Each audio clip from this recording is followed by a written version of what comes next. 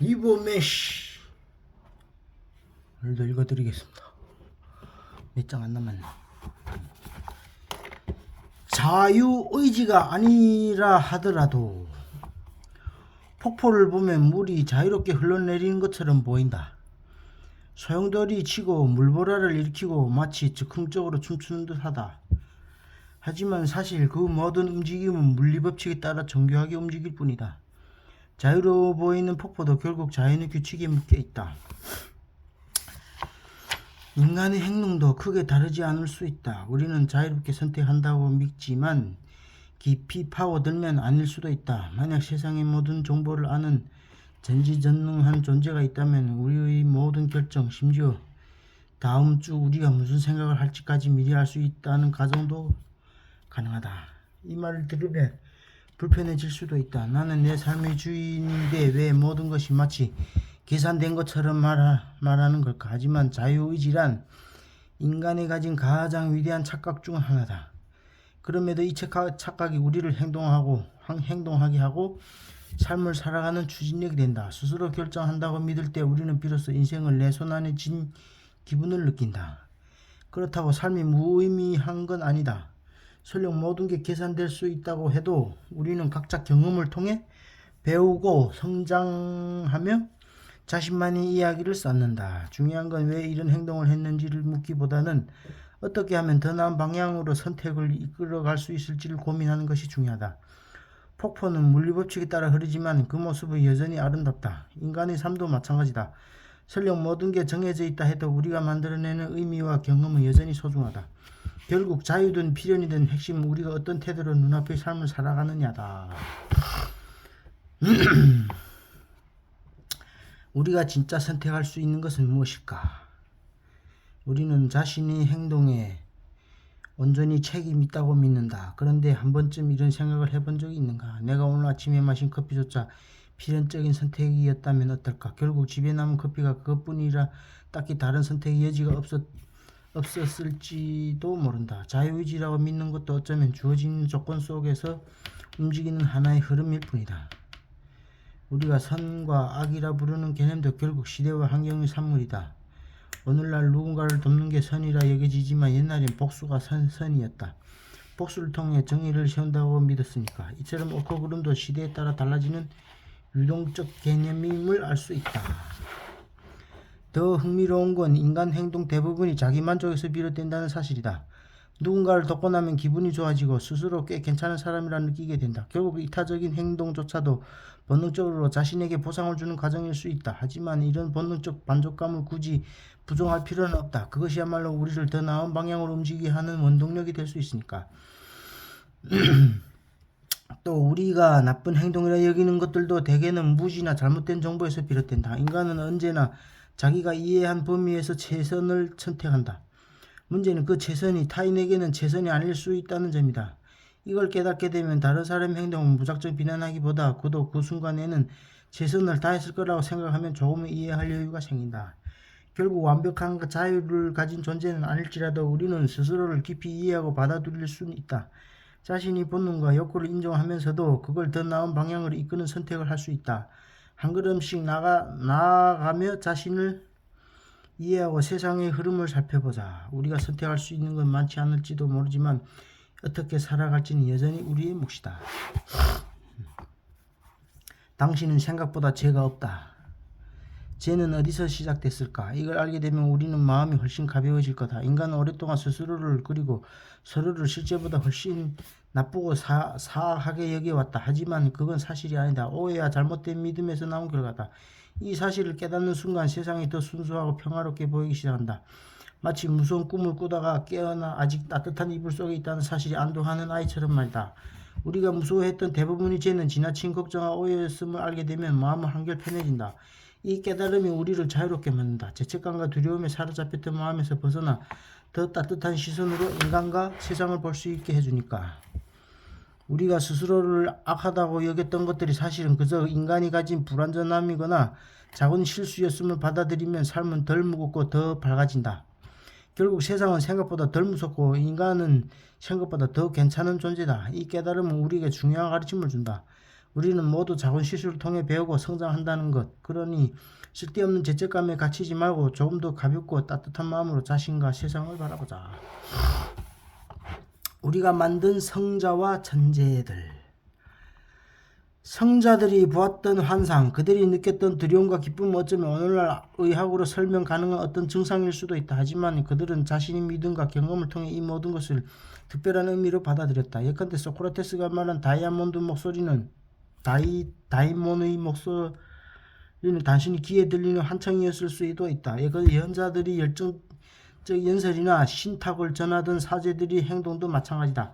당시 사람들은 그것을 행동으로 치부하기보단 종교적 철학적인 의미를 부여하고 그 속에서 교훈을 찾았다. 중요한 건 성자나 천재로 불리던 이들이 혼자만의 삶을 산 게 아니라 그들을 해석하고 의미를 더한 이들의 있었기에 그들의 이야기가 오늘날까지 전해진다는 점이다. 더 흥미로운 건 그들을 해석한 사람들이 꼭 그들을 완벽히 이해한 것도 아니라는 사실이다. 오히려 상상력이 덧붙여지면서 더 많은 가르침과 영감이 탄생했다. 이 과정은 개인의 경험을 넘어 인류가 공유하는 유산이 되었다. 결국 우리는 스스로에게 묻는다. 그들은 본래 성자나 천재였을까? 아니면 우리가 그렇게 만든 것일까? 아마 진실은 그 사이 어딘가에 있을 것이다. 하지만 분명한 것은 우리의 해석과 상상력이 없었다면 그들의 이야기는 지금처럼 빛나지 않았을 거라는 사실이다. 인간은 스스로를 몰아붙이는가? 인간은 종종 자기 안에 해소되지 않은 욕구를 해결하고자 한다. 그런데 그 방법이 일부가 아니라 자신을 통제하고 시험하는 쪽으로 나타날 때가 있다. 군욕이나 자기 절제가 대표적인 예지만 그 안에서 묘한 심리가 숨겨져 있다. 우리는 때로 스스로 일부러 힘든 상황에 몰아넣는다. 남들이 졌을 수도 있는 기회를 스스로 외면하거나 남들이 비난할 행동을 선택해 자기 스스로를 곤란하게 만들기도 한다. 어찌 보면 바보 같은 행동 같지만 가만히 살펴보면 마치 험한 산을 오르며 느끼는 두려움을 이겨낸 성취감과 비슷한 심리가 있다. 스스로를 극복하는 과정에서 오히려 독특한 만족감을 얻는 것이다. 철학자나 종교인들도 이런 식으로 스스로를 몰아넣는다. 겸손과 절제를 강조하고 자신을 낮추는 삶을 택한다. 단지 신앙 때문일까? 꼭 그렇진 않다. 이런 자기 희생은 사실 보이지 않는 곳에서 만족감을 얻기 위한 방식이다. 표면적으로는 스스로를 낮추는 것 같지만 그 과정에서 자기만의 이 의미와 성취를 누리는 거다. 이 모습은 인간이 스스로 강인함과 약함을 함께 만들어내고 그 둘을 조율하며 삶의 의미를 찾는다는 증거다. 스스로에게 높은 기준을 걸어두고 그걸 지키는 자신을 자랑스럽게 여기는 심리와 비슷하다. 즉 자기를 단련하는 과정에서 만족을 얻는 것이다. 결국 인간은 자기 안에서 자신을 시험하고 그걸 극복하는 과정을 통해 삶의 의미를 발견한다. 때로 보기에는 고통스럽고 힘겨워 보여도 사실은 우리가 자발적으로 선택한 일종의 심리 게임일 수 있다. 아마 스스로를 조율하고 통제하는 이런 과정이야말로 인간의 삶을 더 깊고 흥미롭게 만드는 원천일 것이다. 복종은 때때로 가장 쉬운 선택이다. 자신을 다스리며 절제하는 삶을 택하는 사람들도 결국 더 편한 길을 찾을 때가 있다. 욕망과 의지를 내려놓고 정해진 규칙과 원칙에 복종하는 삶 말이다. 복종하는 순간 사람은 더 이상 무엇을 해야 할지 끊임없이 고민할 필요가 없어진다. 정해진 틀 안에서 살아가니 삶의 공허함이나 불안을 느낄 틈이 줄어들고 자신의 행동에 대한 책임감을 덜 느끼게 된다. 욕망도 비슷하다. 적절히 조절하기보다 아예 포기해버리는 게 훨씬 편하다고 느껴질 때가 있다. 이런 모습은 현대사회에서도 쉽게 보인다. 국가나 조직에 무조건 따르는 편이 자신만의 기준을 세워서 부분적으로 순응하는 것보다 훨씬 쉽고 단순하게 느껴질 때가 있다.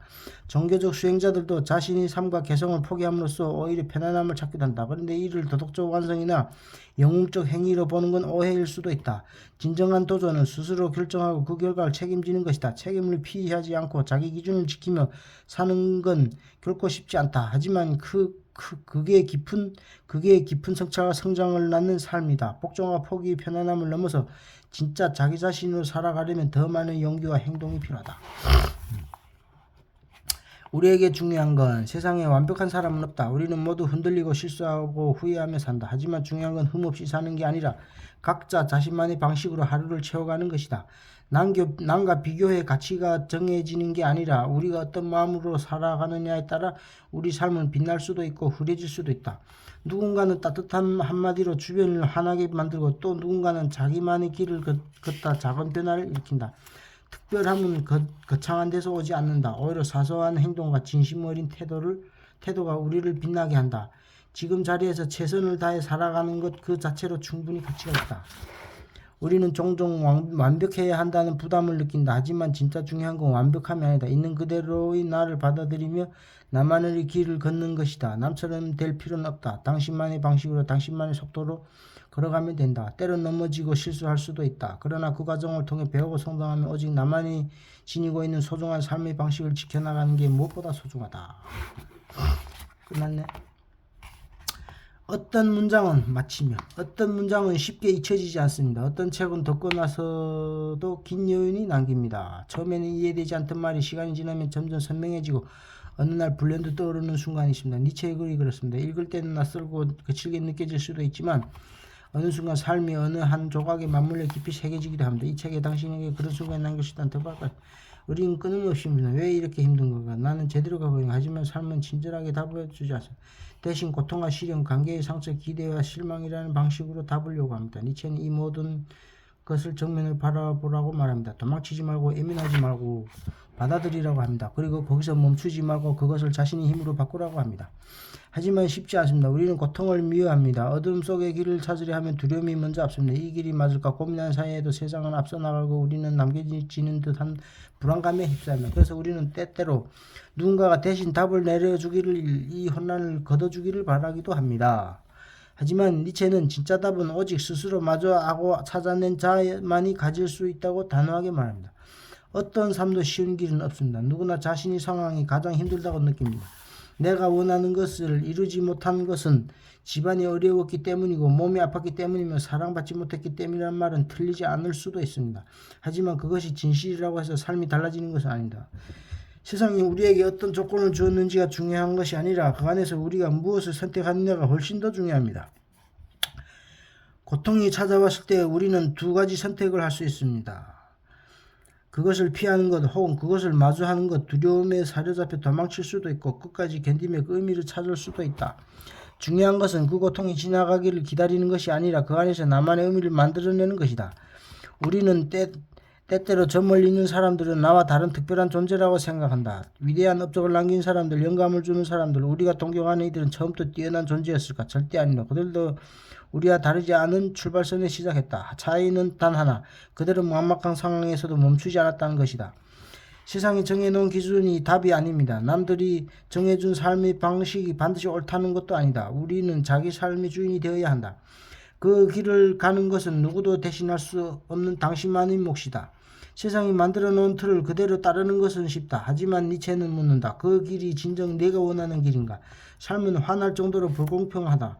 노력한다고 해서 반드시 보상이 주어지는 것도 아니다. 착하게 살았다고 해서 좋은 사람들과 만나게 되는 것도 아니다. 하지만 니체는 이런 현실 속에서도 자신이 힘을 만들어야 한다고 말한다. 자신만이 가치를 만들고 자신의 의미를 찾아야 한다고 말한다. 끝없이 불행을 탓하고 위로만 바란다고 해서 현실이 달라지지는 않는다. 이것은 냉정한 이야기가 아니라 오직 당신이 더 나은 삶을 살아가길 바라기에 전하는 이야기다.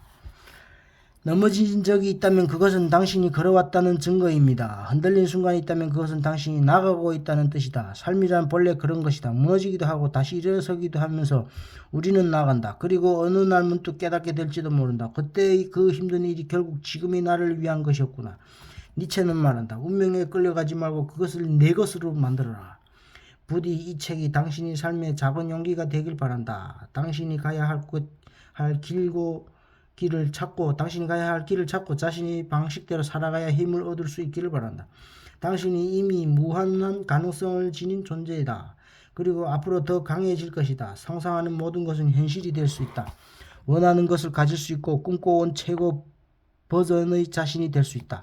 지금 당신에게 온 마음을 다해 응원을 보낸다. 끝까지 읽어주셔서 감사합니다. 어나니머니들이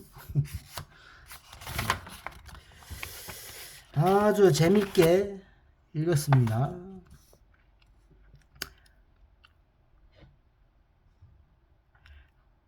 당신이 만들어야 할 길이다. 누군가 대신해 주길 기다리지 마라. 당신이 바라는 세상을 직접 설계하라. 나는 어떤 세상을 원하는가? 그 답이 곧 당신이 만들어야 할 길이다. 여기까지. 내일부터는 또 다른 책을 들고 오겠습니다.